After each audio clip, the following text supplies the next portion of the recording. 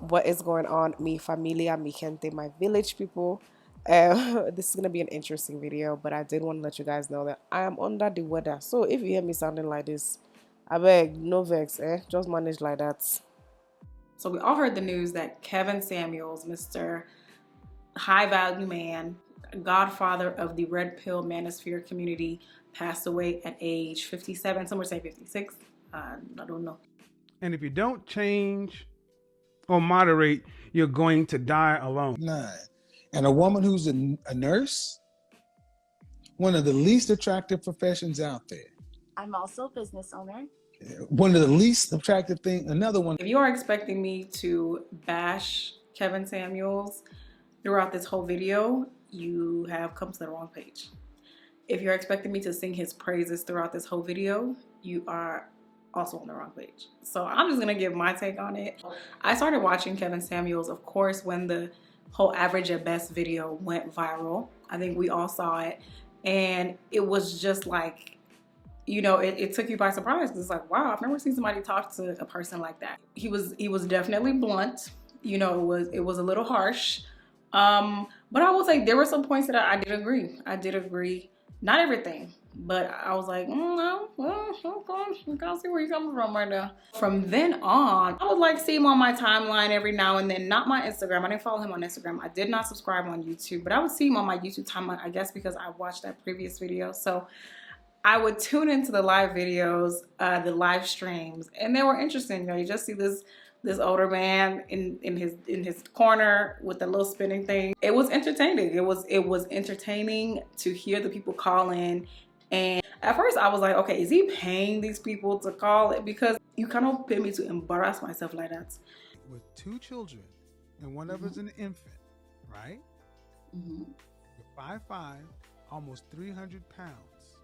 Mm-hmm.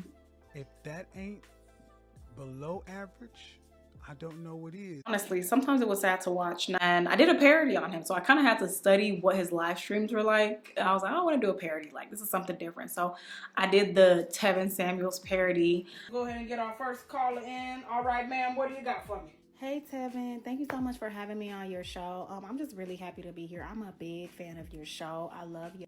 Ma'am, what do you want? I will say though, I did like how he created a conversation, and I feel like a lot of what he said, guys felt like maybe he was a voice for some of the things they wanted to say.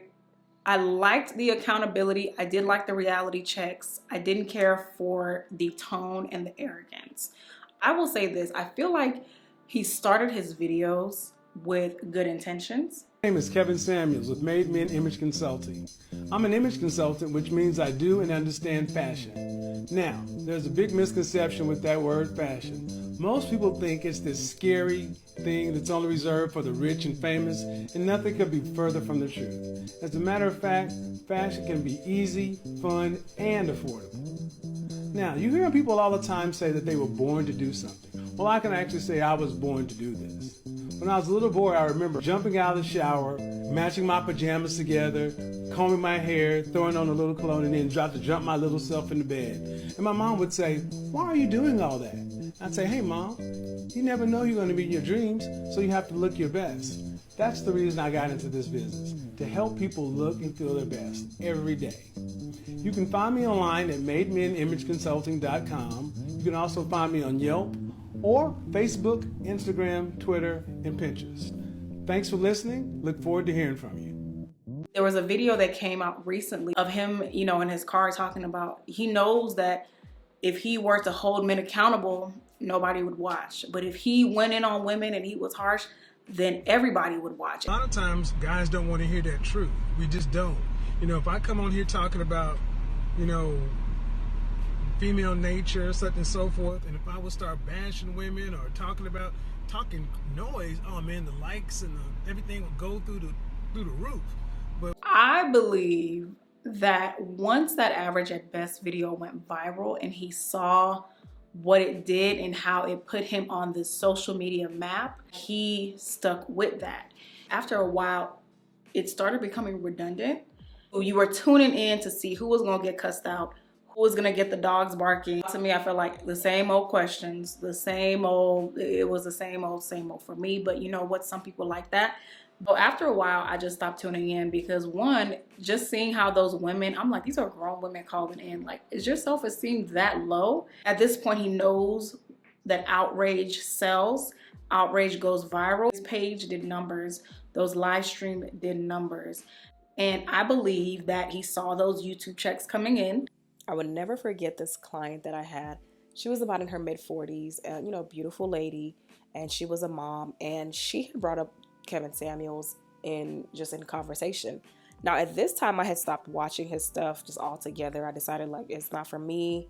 I don't really like how what I'm feeling when I watch these videos, and it was just too negative for me. It had gotten too negative, but she indulged in it, and you can tell that it put a damper on her self-esteem, and she was going by his system, and that was what was determining her self-worth. It amazes me that this one individual had the gift of gab, so much so that he convinced his subscribers and his diehard fans to adopt his way of thinking. And sometimes you would be under comment sections, not even his but other people's, and you could tell like you are subscribed to Kevin Samuels because of, I can tell by the way you type, and I can tell that maybe that's not your original thought. You're just regurgitating what you've heard him say in previous videos. And so it was very interesting, and I had to refrain from reading the comment section even when I was watching his streams, because it was negative, and it would cause me to lose hope in men, and I just had to realize, no, that is not all men. But it was just the bashing, the misogyny, the negativity, the black woman bashing especially. It was just my spirit could not handle it.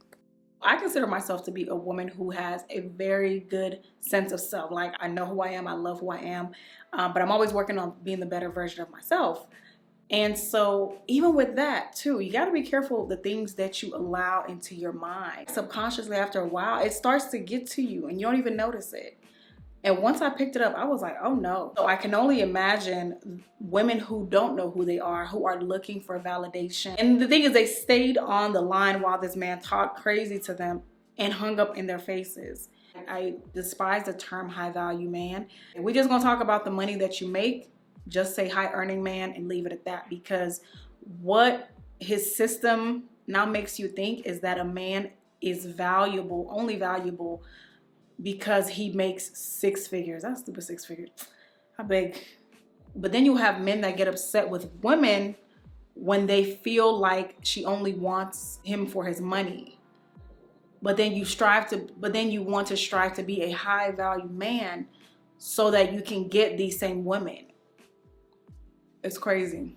If I ever go on a date with somebody and they say, oh, I'm a high value man looking for a high value, get out of my face. Deal.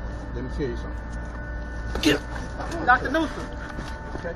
Like, what? I feel like a lot of his followers that were really passionate about him, they probably felt maybe less than, maybe they've been curved by women in society because they're not earning. Because let's be real, the people in his comment section actively rooting for him and stuff, the men that are making six figures and up, they don't have time to be in nobody's comment section every single day for hours arguing with people. They're too busy working. I'm sure some probably tune into his stuff. I honestly find it hard to believe that the majority of the individuals in his comment section were the high value men that he's talking about. Hey, poverty is a disease. I did appreciate him telling women to be realistic about certain things. Some women would call into his show, and you could tell that they really weren't trying to better themselves, just overall, mentally, physically, spiritually. And yet they would want that IG fantasy and in that lifestyle, and they were looking for a man that could cater to that could give them that. And they were also looking down on the men who they felt were not on that level, on that status, yet they weren't trying to do anything for themselves. And then also there were some individuals that called in and they were interested in dating, but they weren't really leaving the house. They were living in the middle of Timbuktu. And so I will agree on that, as far as expectations. I love the talk about therapy. I loved when he would encourage black men, black women to go to therapy. Get your head right, get your money, get you some sort of certification or skill to where you can actually start making yourself of use. Then you got to start networking with other people. Another topic of conversation I feel like that was brought to light simply because of how he was so harsh, when it comes to weight, and he wasn't afraid to say, okay, you're too big, you're too this, which honestly, hey, that's him. But I noticed that, amongst friend groups, that the hypocrisy between height and weight when it comes to men and women was brought up a lot. So for example, if a woman was to say, I don't look at men under 6 foot, okay, nothing wrong with that. That's her, that's her prerogative. She can do that. But if a man were to say, I like a woman that is within, this shape or this range, or, just someone on the leaner side, then it is more of a, hey, that's fat shaming, and, you're not being body positive, and her weight shouldn't matter. And so you would have men say, well, why should his height matter, especially because he can't change his height? That's solely genetic. He would often use, wives, submit to your husband. He would often say that. Y'all need to submit. You need to submit. The text don't just stop at you need to submit. It says, wives, submit to your husbands, and husbands, love your wives as Christ loved the church. Be very mindful of individuals who use a piece of scripture out of context to support their narrative and their ideologies. You cannot, on one hand, ask your callers, do you believe in the Bible? Do you believe in traditional biblical marriage? And then bring out the scripture, the piece of scripture that says wives need to submit to their husband, and say that's the problem. Y'all don't know how to submit. And then use that same breath and say, if a high value man takes you out for dinner, you are expected to put out. If you're going on a date past 5 p.m., then you need to expect to have sex. Because the same book that you were just quoting would categorize that as fornication. And then you can also not say that if you are 35 and over, you need to get used to the thought of sharing your man. You need to allow your high value man to exercise his options. Because again, that same book would categorize that as adultery. So we really need to be careful of what we're listening to. And the sad part is there are so many individuals that will just take what he's saying, and they don't even say, let me go check out this, what he's quoting for myself. Let me go read it. They take it and run with it. A man earning a certain amount does not give him the right to treat his wife or any woman a certain type of way, and she should just be okay to deal with it.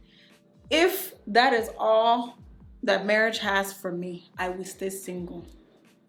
I would live my best life. I would travel the world. I refuse.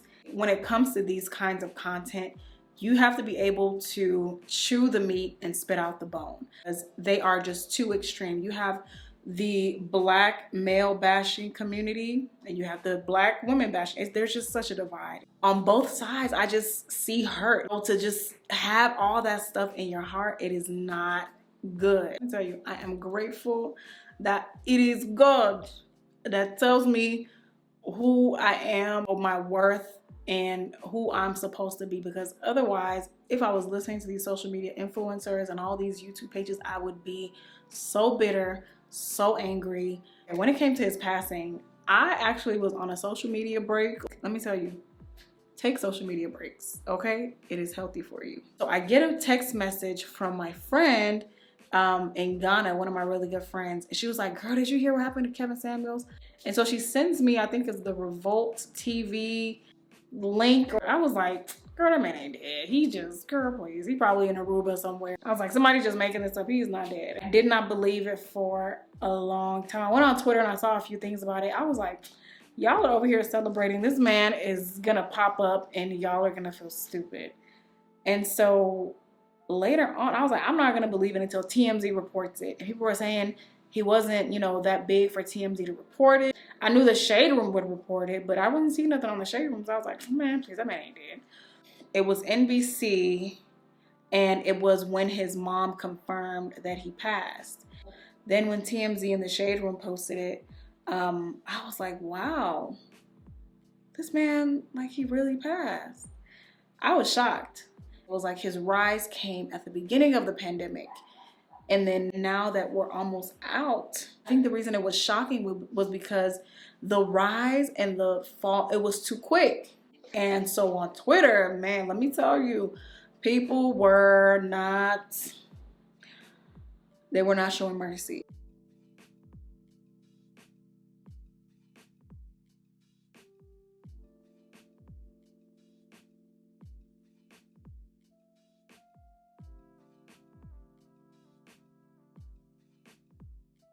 A lot of his followers were just outraged, like, man, like this man died, like show him some respect. And black women and some black men were like, I don't have to respect him because he's dead. Like, he didn't respect us when he was alive. And honestly, listen, I ain't really saying nothing. I'm just watching. I'm like, ooh, ooh, yeah, ooh. I would never celebrate the death of somebody. I don't have it in me. That person is God's creation. Whether they were in Christ or let God be judged. Me, I don't know. I just can't. I don't celebrate death like that. Unless it's the death of a cockroach, I will celebrate that death. I really think the way he passed was tough. You know, a lot of people were bringing up him talking about all black women dying alone, and y'all, you know, you're fat, you're gonna die of a heart attack or high cholesterol. Now some were saying, oh, he didn't die alone because, you know, he was with a baddie Latina. And some were even praising him like, oh, he went out like a champ, he won. No, like stop. Like, and I think that's just when I realized that you're gonna have some people that cape for this man no matter what. He's not physically alone, but you know, that wasn't his wife. To die on top of this woman that you met the night before, that's nothing to be praised. A lot of people pointed out the Red Bulls that he was drinking. That maybe in combination with, you know, keeping up with the spicy mama. I don't think they were having a tea party, so I'm gonna assume that, you know, you probably needed some help. And I also wonder too, with these lives and this platform and now all this money is coming in, I feel like there's this pressure, if you're not careful, especially as a content creator, you feel like you have to keep it, like you feel like you have to be on social media every single day. You don't take breaks. That's why I'm big on breaks. Nobody will come and stress me out. I refuse.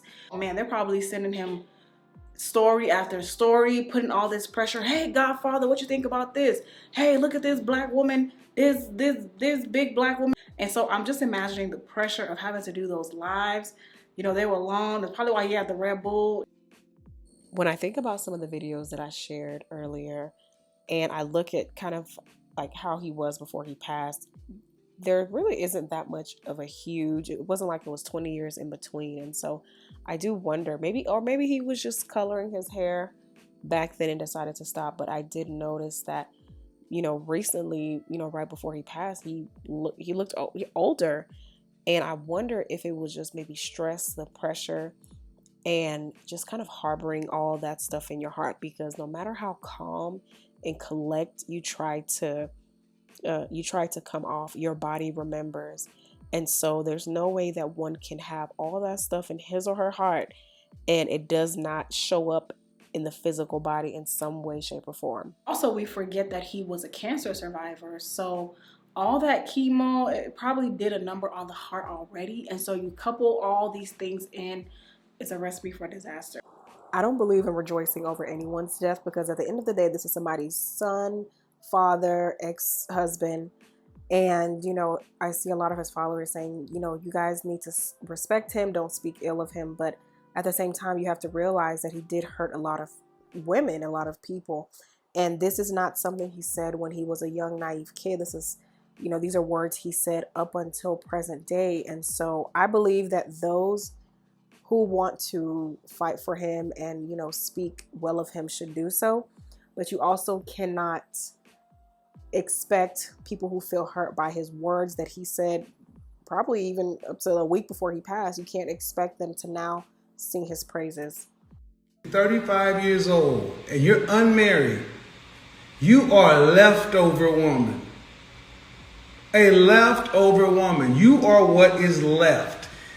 Men know that there's something likely wrong with you. I do think it's really sad that his mother found out online that her son passed. And then for him to pass away right before Mother's Day, man, because the truth is, I believe that if one of these black male bashing channels If one of these women were to pass away, I believe that same energy that the Kevin Samuels diehard fans are condemning, they're not going to send condolences to a black male bashing channel. I'm like, let's be real. I'm not saying it's right, but let's be realistic. All in all, I think his passing has really taught me just about legacy and to be mindful of how you live this life and how you treat people. Now, like I said, some are going to have great stories to tell about him, but some are not. And so for me, first and foremost, I want to live a life that is pleasing to God, period. At the end of the day, everybody, when you take that permanent nap, that's who you have to face. Everybody's not going to like you, some for their own personal reasons, but I believe you should live a life to where if maybe your enemies or someone who didn't like you, if they try to drag your name through the mud, it should be so difficult for them. They will even have to go back to when you were 2 years old and you said something, and they're like, oh, see, he said this when he was 2. Yep, that's why he did. Listen, live a life to where people don't have to make up lies at your funeral. It should be easy for them to mourn you, and they shouldn't have to be trying to fight off all these people while they're trying to mourn you. I'm able to acknowledge some points that I did agree with, but I do have to be real and say that, a lot of what I saw, it just did not sit well with me. But at the end of the day, this was still a human being. He was a son, he was a father. And so my heart breaks for his mother and his daughter and his ex-wives. All in all, what I want people to take away from this video is the fact that you will leave some kind of legacy, some kind of impact. And you don't have to have a huge platform. I mean, you can just be known amongst your closest family and friends, and you will leave an impact on them. And they may go on, and do and have the big platform. And so you have to ask yourself, how do I want to be remembered on this earth? Do I want to leave this earth, with half the people loving me, half the people, arguing about, my legacy? Do I want to add value and peace and leave this earth on a good note, and for people to know that I try to live a life of integrity? And so the way you live your life definitely matters. And so once again, my heart goes out to his family. I can't imagine what they're going through. And yeah, so comment below. Let me know what you think. What are your thoughts? Do you agree? Do you disagree? How has Kevin Samuels impacted your life for the good or for the not so good? Leave a comment below, and I'll see you at my next video.